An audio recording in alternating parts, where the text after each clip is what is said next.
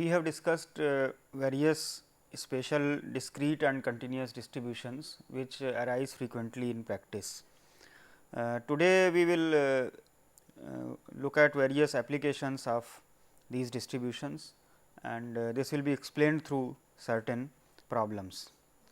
Let us look at the first problem. A vaccine for desensitizing patients to bee stings is to be packed with 3 vials in each box. Each vial is checked for strength before packing. The probability that a vial meets the specifications is 0.9. Let x denote the number of vials that must be checked to fill a box. Find the probability mass function, mean and variance of x. Find the probability that out of 10 boxes to be filled, only 3 boxes need exactly 3 testings each. Now, let us look at the setup of this problem. So, in each box we are packing 3 vials, but the vial has to be checked. So, it may meet the specification or it may not meet the specification. We are assuming that all the vials are having identical probability of meeting the specification, and each checking is done independently. Under these assumptions, the vial meeting a specification or not becomes a Bernoullian trial. So, this is a sequence of Bernoullian trials. Now, we keep on checking till 3 vials meet the specification and then we pack it in a box. So, this is negative binomial sampling, and therefore, if we consider x as the number of vials which are needed to fill a box, that means the first time 3 vials are correctly meeting the specification, then the distribution of x is negative binomial with r is equal to 3 and p is equal to 0.9. That means, the probability mass function of this will be k minus 1 c 2 0.9 cube 0.1 to the power k minus 3, which is the probability mass function of a binomial negative binomial distribution with parameter r is equal to 3 and p is equal to 0.9. The values of k are 3, 4 and so on. As we know, the mean of a negative binomial distribution is r by p. So, that is 3 by 0.9, that is 10 by 3, and variance is r q by p square, which after simplification becomes 10 by 27. Find the probability that out of 10 boxes to be filled, only 3 boxes need exactly 3 testings. So, now what is the probability that one box needs exactly 3 testings? That means, the first 3 vials which are checked, all of them meet the specification. So, this is corresponding to k equal to 3 term here, which is giving 0.9 cube, that is p cube. Now, the second part of this problem is that each box may need exactly 3 testing or it may not need exactly 3 testing. So, if total number of boxes are 10, a particular box may need 3 testing or may not need 3 testing. So, it again becomes like a Bernoullian trial with probability of success p as equal to 0.9 cube, that is 0.729. So, out of 10 boxes, 3 boxes will need 3 testings. It is the binomial probability of x is equal to 3, where n is equal to 10 and p is equal to 0.729. So, by applying the formula n c x p to the power x q to the power n minus x, we get 10 c 3 0.729 cube 0.271 to the power 7, which is approximately 0.00499. You can see here we have to make the assumption of independence and identical nature of the trials, so that we can apply the concept of binomial or negative binomial distribution here. Let us look at another application.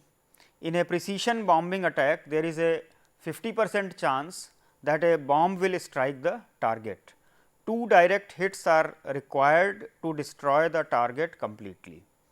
how many bombs must be dropped to give at least 99% chance of completely destroying the target. So, now here you can see a particular bomb may hit the target or it may not hit the target. So, each trial can be considered as, that means hitting of the throwing of a bomb or attack by a bomb, that can be considered as a Bernalian trial. So, it may strike the target or it may not strike the target. We assume that the attack by the bombs is independently done and it is identical in nature, that is the probability of striking is same for all. So, you will have, if I consider out of n bombs, x bombs are the direct hits, then the distribution of x will be binomial n, and here the probability of striking is half, because there is a 50% chance. So, it becomes binomial n half. So, we want that there is at least 99% chance of destroying the target. Since we need at least 2 hittings, that means what is the probability that x is greater than or equal to 2. So, we want this probability to be greater than or equal to 0.99. That means, what should be the value of n for which this condition is satisfied. So, we apply the formula of the binomial probability mass function here. The probability of x greater than or equal to 2 is having many terms. So, we consider the complementation of this event, that is probability x equal to 0 and probability x equal to 1. So, 1 minus this must be greater than or equal to 0.99.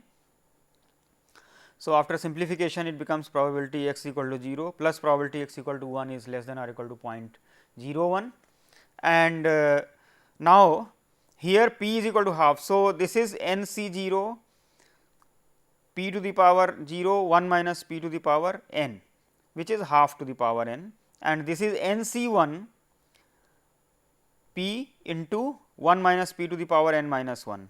Since p and 1 minus p both are half, so it is again half to the power n, n c 1 is n. So, the term is n plus 1 divided by 2 to the power n. So, after simplification this condition is equivalent to that 2 to the power n greater than or equal to 100 into n plus 1.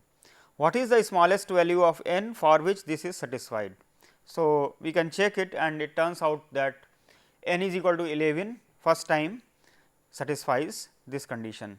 So, at least we have to drop 11 bombs, so that the target is completely destroyed with probability greater than or equal to 0.99. So, here if you see, once again we have made the assumption that the trials, that means the dropping of the bombs or striking of the target etcetera, is considered as Bernalian trial, that is independence and identical nature of the trials has been considered here. A communication system consists of n components, each of which function independently with probability p. So, once again functioning of components is a Bernalian trial, because the component may fail or it may not fail. So, if it is working, the working probability is p. The entire system will be able to operate effectively if at least one half of its components function. That means, suppose there are 10 components, then at least 5 should function, then the system will be operating effectively. For what values of p, a 5 component system is more likely to operate effectively than a 3 component system. So, we have to calculate the probability of a 5 component system working effectively and a 3 component system operating effectively. So, let us use the notation p n, let it be the probability that an n component system operates effectively. So, p 3 will denote the probability that a 3 component system is working effectively.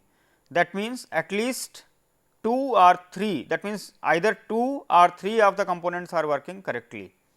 So, out of 3, 2 are working. So, 3 C 2 p square 1 minus p, and all the 3 are working. So, p cube.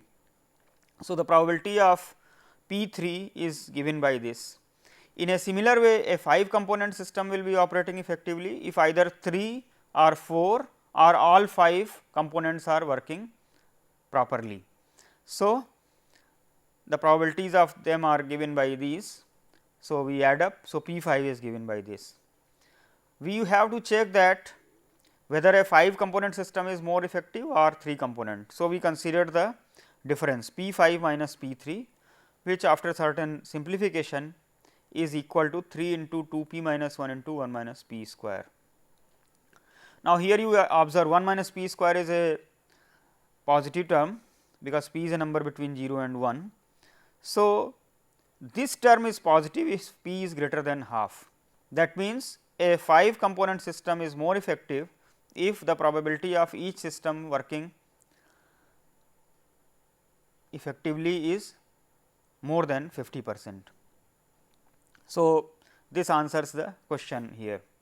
We can also see that this is less than 0 if p is less than half. That means, if each component fails with a probability which is less than 50%, then if we add more components in the system, it is actually reducing the probability of operating effectively.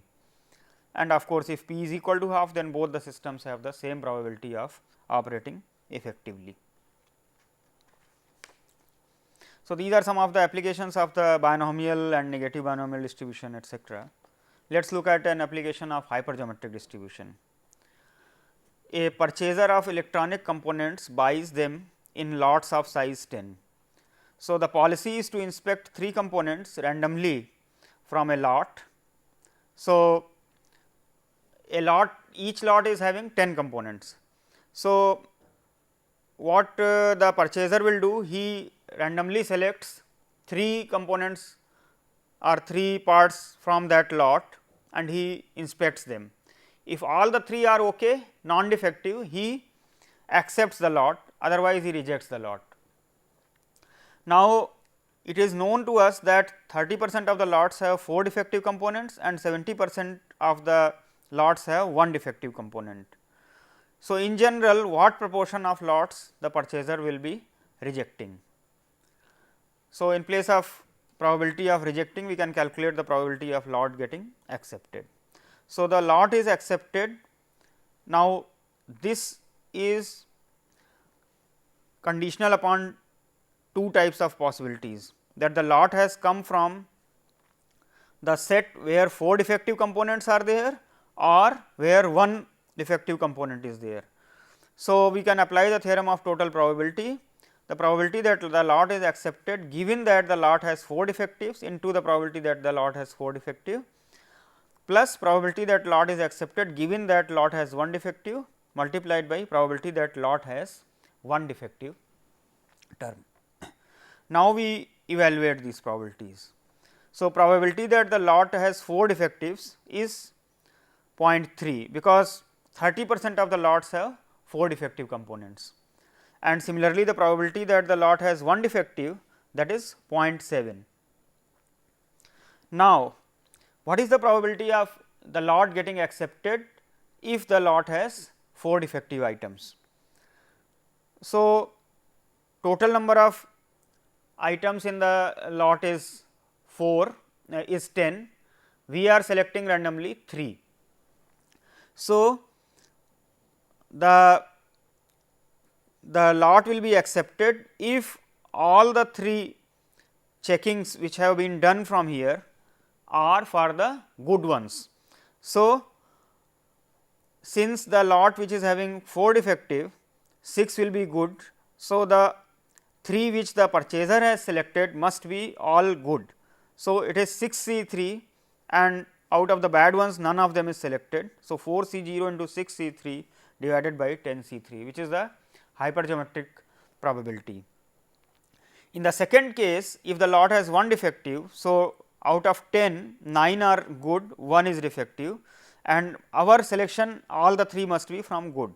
So, it is 1 C 0 9 C 3 divided by 10 C 3.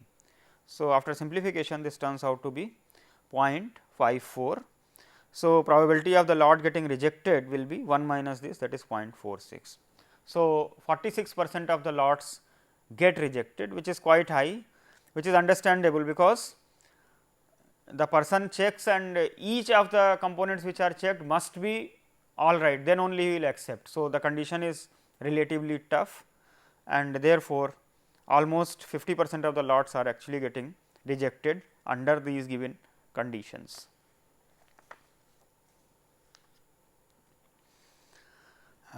Let us look at a application of continuous uniform distribution.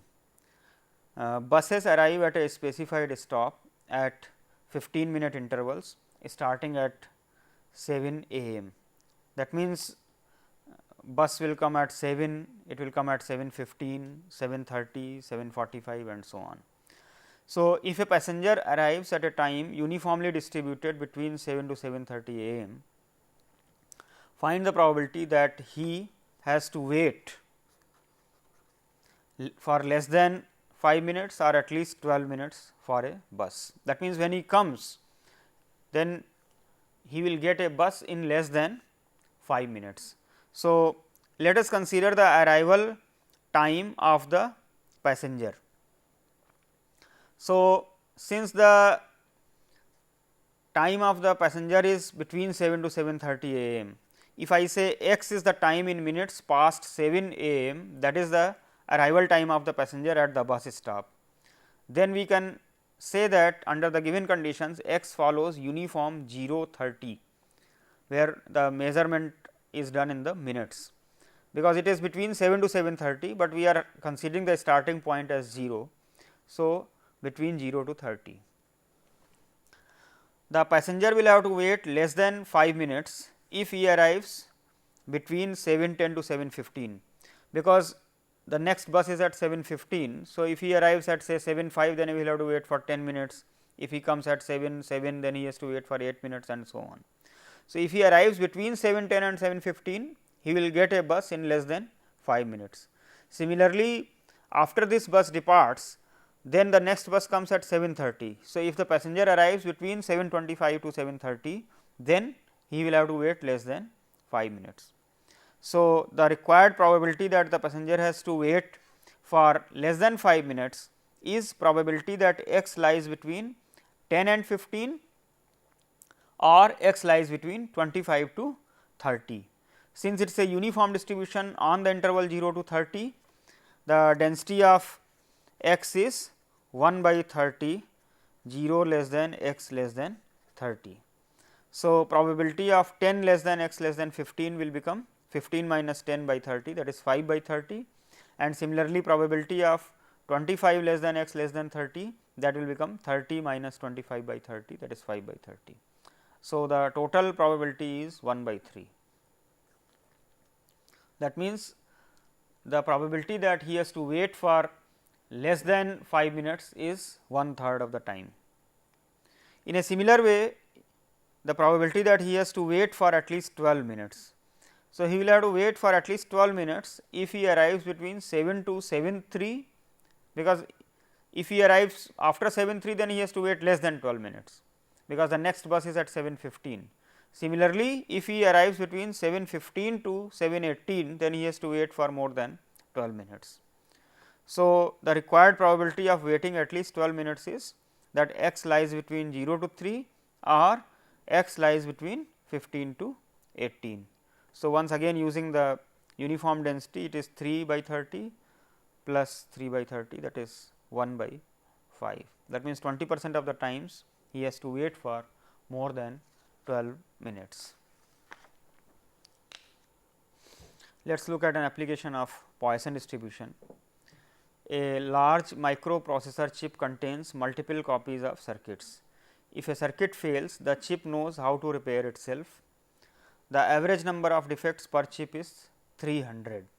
So, this is the condition, that is the rate kind of thing, that is one chip has nearly 300 defects. What is the probability that no more than 4 defects will be found in a randomly selected area comprising of 2% of the total surface area of the chip?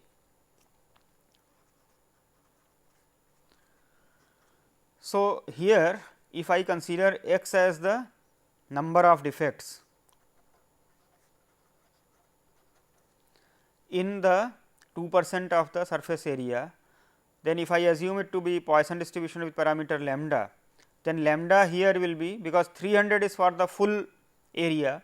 So, 300 into 0.02, that means in 2% of the surface area, what is the number of defectives? For that the rate will be 300 into 0.02, that is 6, that is the rate of detecting the defects. Here we want what is the probability that not more than 4 defects will be found. So, it is probability of x less than or equal to 4 based on the Poisson probability mass function. So, it is e to the power minus lambda, lambda to the power x by x factorial, x is equal to 0 to 4. So, by putting lambda is equal to 6, this can be evaluated either by direct or by Poisson tables. It is approximately 0.285.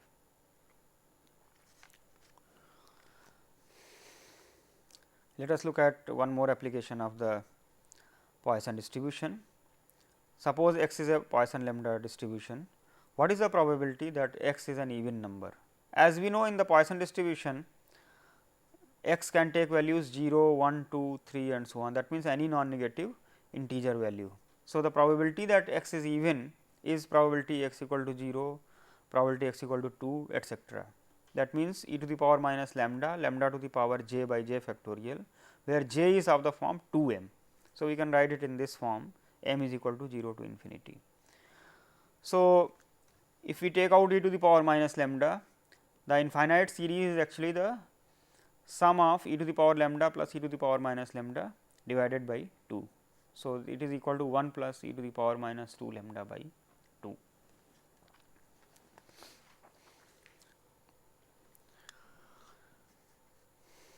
A computer center maintains a telephone consulting service to troubleshoot its users. The service is available from 9 a.m. to 5 p.m. each working day. The number of calls x received per day follows a Poisson distribution with lambda is equal to 50. For a given day, find the probability that the first call will be received by 9:15 a.m., after 3 p.m., between 9:30 a.m. to 10 a.m. So, let us look at the modeling of this problem. Since here time is asked, so we can consider t as the waiting time for the first call after 9 a.m. Now, here we are considering the day as an 8-hour period, and in 8-hour period the number of calls received is rate lambda is equal to 50. So, in 1 hour period it will be 50 by 8. So, now if I consider t as the waiting time for the first call after 9 a.m., then the distribution will be negative exponential with lambda is equal to 50 by 8. So, lambda e to the power minus lambda t. What is the probability that the first call is received by 9:15? That means, in quarter of an hour. That means, what is the probability of t less than or equal to 1 by 4? This unit of measurement is in the hours. So, now we apply the formula for the exponential distribution, probability of t greater than some small t is equal to e to the power minus lambda t. So, if we use this formula, probability of capital T less than or equal to 1 by 4 is 1 minus e to the power minus lambda t. So, lambda is minus 50 by 8 and time is 1 by 4. So, it is after simplification 0.79, which looks surprisingly quite high, that is almost 4/5 of the probability. The reason is that in a day we are receiving roughly 50 calls. So, within first 15 minutes a call will be received with a substantially high probability. Likewise, if we calculate what is the probability that the first call is after 3 p.m. Now, from 9 a.m. to 3 p.m. it is 6 hours. So, that means, what is the probability of t greater than or equal to 6? So, if we utilize this formula, it is e to the power minus lambda t, that is 50 by 8 into 6, which is extremely small probability, which it must be because the rate is quite high of receiving the complaints, and here we are saying that from morning 9 to 3 p.m. there is no call. So, the probability of that event must be pretty small. and similarly, what is the probability that the first call is between 9:30 to 10. Since the rate is high, the first call is after 9:30, the probability must be small, and then we are saying between 9:30 to 10, which is further small. So, it is after calculation using this formula, it is turning out to be 0.042. So, these are some of the applications of the Poisson distribution or the Poisson process. You can notice here that in order to apply the Poisson distribution, we have to look at the rate in the appropriate time interval or the area, that is lambda t we have to calculate.